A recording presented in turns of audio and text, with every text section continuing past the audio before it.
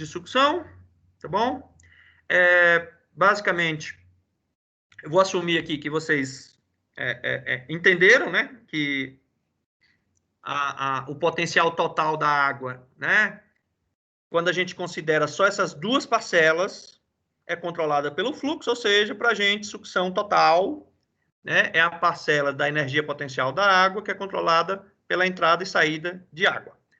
A sucção afeta, ó, isso aqui, ó, presta atenção, isso aqui é a parte mais importante para vocês, porque a gente está no curso de adensamento, a gente não está no curso de não-sat, tá certo? Só que não são todas as componentes de sucção que afetam o comportamento mecânico, tá? Até ontem, né, eu não li nenhum paper hoje, mas até ontem eu não tinha visto ainda nenhuma comprovação de que a sucção osmótica afeta o comportamento mecânico.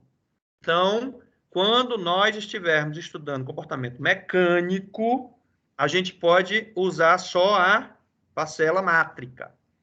A sucção osmótica, ela surge, né, em alguns casos porque a própria água tem sal, como é o caso da água do mar, ou a água de rios, mas em alguns casos não é por isso, é porque a argila, tá, ela tem lá seus próprios minerais, né, seus próprios minerais não, seus próprios íons, então quando você coloca água na argila, tá, vai acabar aparecendo lá íons naturalmente, tá? Isso aqui é tirado, presta atenção, essa imagem é tirada do manual do CIPW. Olha que lindo, né? Espera aí, professor. O senhor está dizendo que essa imagem aqui é tirada do CIPW? Sim. Por quê? Porque o que o CIP faz? O CIP assume que sucção é igual a menos pressão da água. Então, do lado positivo, tá certo? A gente vai ter a compressibilidade da água, que a gente, né, a gente já estudou, é um daqueles betas lá, tá? É aquele beta 1.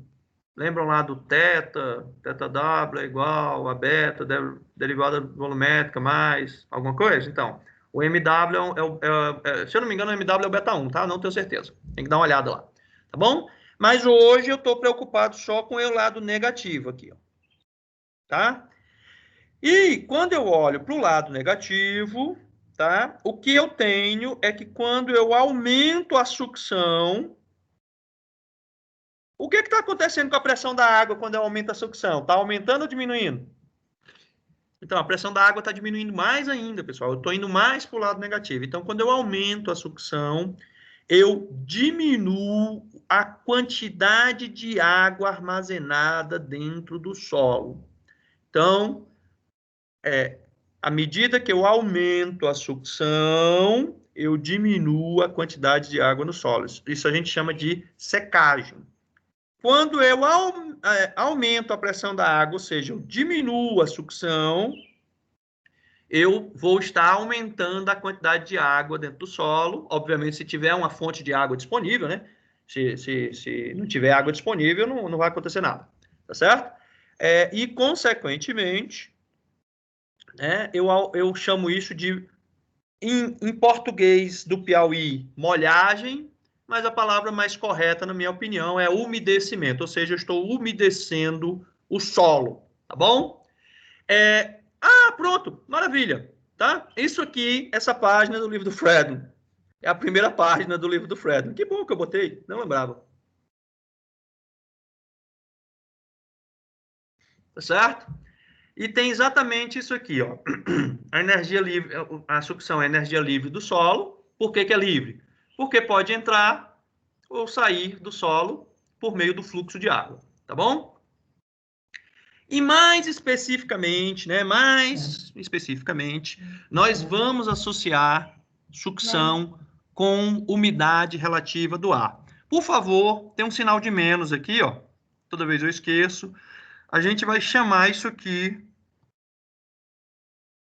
de constante C, não interessa para a gente o que é essa constante, tá bom? Ela é uma constante tabelada, né? Depende da temperatura, da densidade, do volume específico da água, tá bom? O que interessa para a gente é isso aqui, ó. tá? Isso aqui é a umidade relativa do ar. É o outro conceito que eu vou explicar para vocês agora, tá bom? Isso aqui eu acho que a gente já morreu, né? Que a sucção tem as duas parcelas, a osmótica e a mátrica, tá bom? Pessoal, onde tiver o A aqui, na cabeça de vocês é PW, PA e menos PW, tá bom? Eu vou contratar alguém semestre que vem para atualizar meus slides, porque eles estão começando a ficar velhos, né? Faz mais ou menos uns 6 anos que eu fiz esses slides, ou mais, acho que faz mais, até uns 10 anos.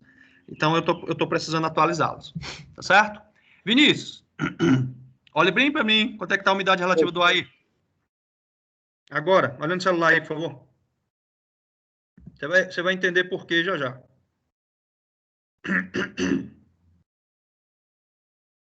Então... O professor aqui está falando que está variando entre 20 e 12. Não, pô, cara, ia botar 12, né? Então, vamos botar aqui a umidade relativa do ar.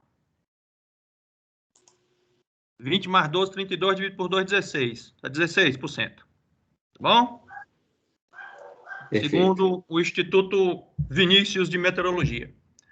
Aí, pessoal, o que diabo significa isso? Para vocês entenderem isso aí, a gente tem que fazer um exercício mental lindo, maravilhoso. No dia que eu vi isso aqui, eu fiquei assim, meu Deus, que coisa mais linda.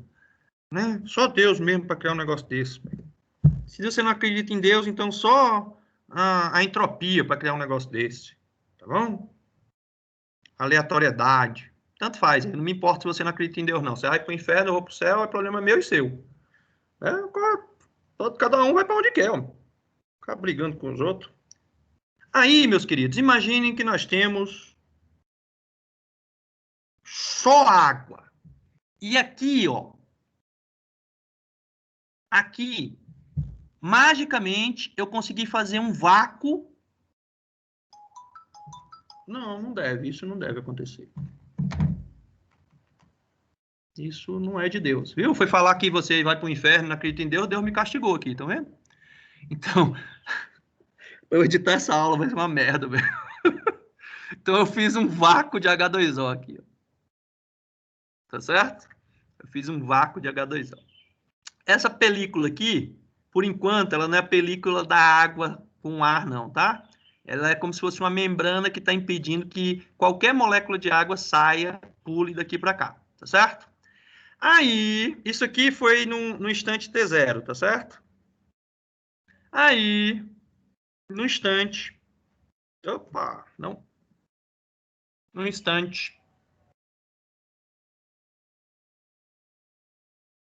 Imediatamente depois...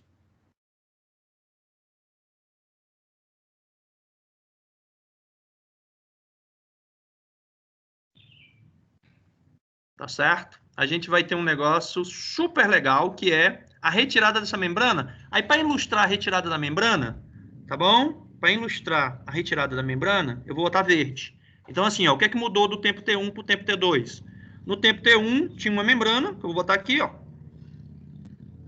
Membrana. No tempo T2, tempo T1, desculpa, né, ali T0, não tem mais a membrana. Então, eu tô com a água aqui, tá certo? E o que será que vai acontecer porque eu tenho um vácuo de água aqui? O que será que acontece? Vamos lá. Vamos tentar ver aqui o que acontece, tá bom? Ver se está aqui nos meus slides, né? Espero que esteja. Vocês lembram que eu falei para vocês? Olha só como é que os conceitos se interlaçam. Vocês lembram que eu falei para vocês que as moléculas estão vibrando? Então, elas estão indo daqui para cá, e daqui para cá, e daqui para cá, e daqui para cá? Elas estão vibrando, né? A temperatura é basicamente a velocidade de vibração. Tá certo? Vocês lembram disso? Então, se essas partículas estão vibrando, e eu fizesse o seguinte experimento mental, eu tenho um monte de partícula aqui, e eu não tenho quase nenhuma partícula aqui, o que é que vai acontecer naturalmente? Se a gente assumir que essas partículas vibram aleatoriamente, ou seja, elas não têm uma tendência de vibrar numa direção ou na outra, o que vai acontecer naturalmente é que metade das partículas vão vibrar para a esquerda. Eu estou assumindo aqui que só tem esquerda e direita para ficar mais fácil da gente visualizar, porque senão ia ter componente diagonal e ia ser o caos. e metade das partículas vão vir para a direita, para a esquerda, sei lá, para um lado e para o outro. Pessoal, como eu tenho muito mais partícula aqui, ó, 50% de muito, 50% de muito, é maior do que 50% de pouco. Nossa, o Manuel filosofou. Então, pessoal, o balanço é que naturalmente, simplesmente pelo fato das partículas estarem com uma energia térmica que faz ela vibrar, naturalmente essas partículas vão migrar da esquerda para a direita nesse caso. Todo mundo concorda? Se alguém discorda, não entendeu, me pergunta. Beleza, maravilha. Tô indo bem, tô indo bem. O que é que vai acontecer então? Não sei. Onde é que eu tô? Ai, meu Deus. Me perdi.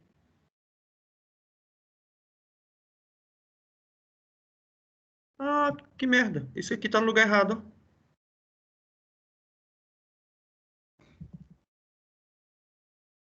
Ah, tem que ter um jeito mais fácil de colar esse negócio, não é possível. Tá.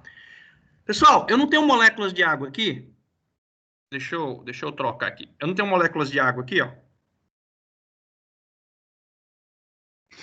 Certo?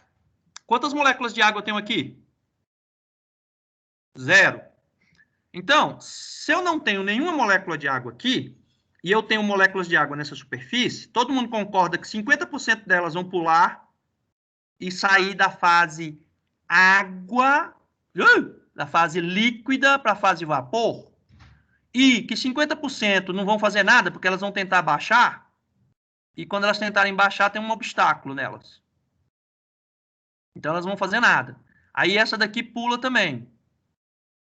Essa aqui não pula. Essa aqui pula também. Pessoal, presta atenção. A água faz isso. Se você duvida que a água vira vapor a temperatura ambiente, você bota uma gota d'água em cima da mesa e sai. Quando você voltar, a gota d'água sumiu. Principalmente nessa época agora. Tá bom? Presta atenção, então, que eu vou trocar de cor para aproveitar aqui o desenho.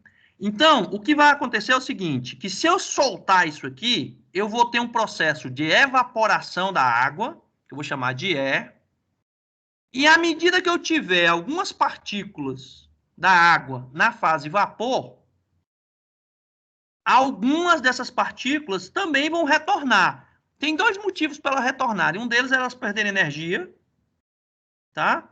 O outro é simplesmente elas terem vibrado para baixo. O mais comum é que elas perdem energia colidindo uma com a outra, tá?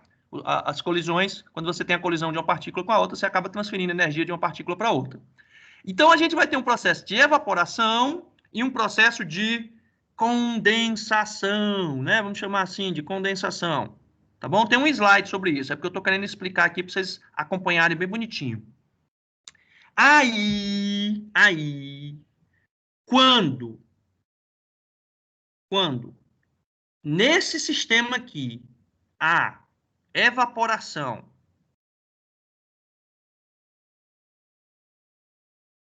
for igual a condensação, não sei escrever condensação também não, só sei lá como é que é. Como é que escreve condensação, povo? Me ajuda aí, soletra. Vinícius, soletra para mim. Condensar. É primeiro S, depois cedilha.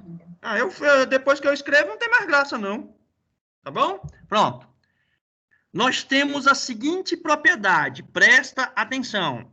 Quando a evaporação for igual à condensação, tá certo? Se eu medir a pressão, né? Que eu vou chamar P aqui, ó. Esse P. Pressão de vapor, ou do vapor, vamos botar do vapor, é porque no livro aparece de, né? Do vapor. Eu vou ter uma propriedade super importante para a gente, tá certo? Que é, vou trocar de letra e colocar aqui em cima para ficar no mesmo rabisco, que é para vocês nunca mais esquecerem, tá? A gente vai ter a pressão de vapor saturado. Só até aqui, todo mundo entendeu? Só até aqui, todo mundo entendeu?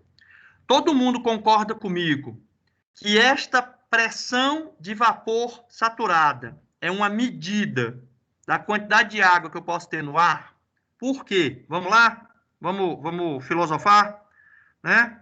Só para não esquecer do que eu estou falando de umidade relativa do ar. Né? Vamos imaginar que nosso gás é um gás perfeito, eu tenho P é igual, né, a V, N, R, T. Tá certo? Se eu mantiver a temperatura e o volume constante, e como a pressão é proporcional, né, ao N. Todo mundo concorda?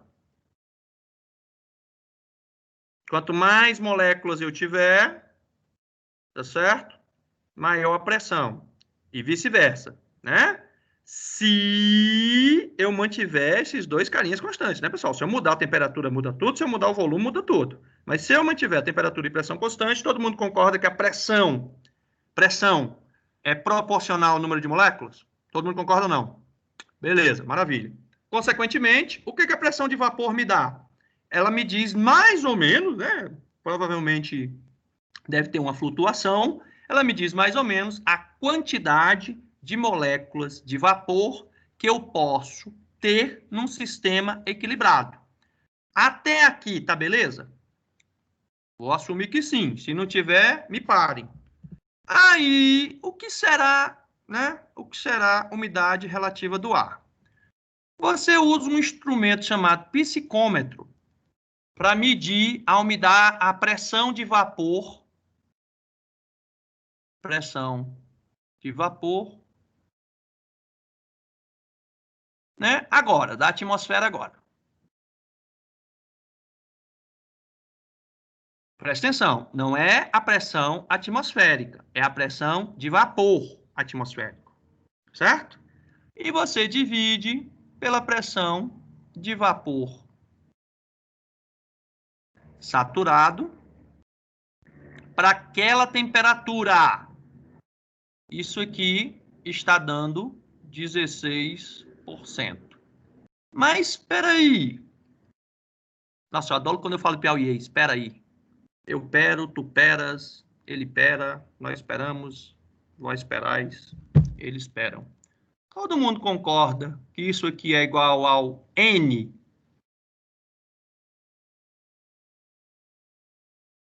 que está na atmosfera com o N que poderia estar na atmosfera? Eu vou botar assim, ó, o N máximo que está na atmosfera. Se todo mundo concorda, eu fico feliz da vida. E é óbvio que 16% é pouco, né, pessoal? O ideal é 60% para vida saudável, tá bom? Também é óbvio, por que essa desgraça diminui mais ainda, né, meio-dia até 4 horas da tarde. Por quê? Porque se o T aumenta, o P aumenta. Então, eu poderia ter mais moléculas de água ainda. Só que o número do que eu estou medindo é o mesmo. Então, piora mais ainda a situação da umidade relativa do ar. Não significa que a quantidade de água na atmosfera mudou. Significa que, em relação ao que poderia ter, tem menos. Tá bom? Tá claro? A quantidade de água que tem na atmosfera não necessariamente mudou. Tá bom? Se tiver bom, eu vou parar, porque eu acho que eu já falei muita coisa. Tá bom? E vou dar um tempinho para vocês pensarem. Deixa eu só ver se tem mais alguma coisa interessante aqui nos slides. Eu acho que tem, tá? Tá, isso aqui é blá, blá, blá. Isso aqui é o experimento mental, tá bom? O experimento mental tá aqui, tá certo? E isto aqui é a primeira coisa que eu vou falar para vocês e que eu acho que vai ajudá-los a entender a diferença. A gente já sabe a diferença física, agora talvez saiba a diferença no cálculo da osmótica para mátrica, tá bom? Vou parar a gravação um pouquinho para vocês descansarem, porque eu estou falando muito hoje.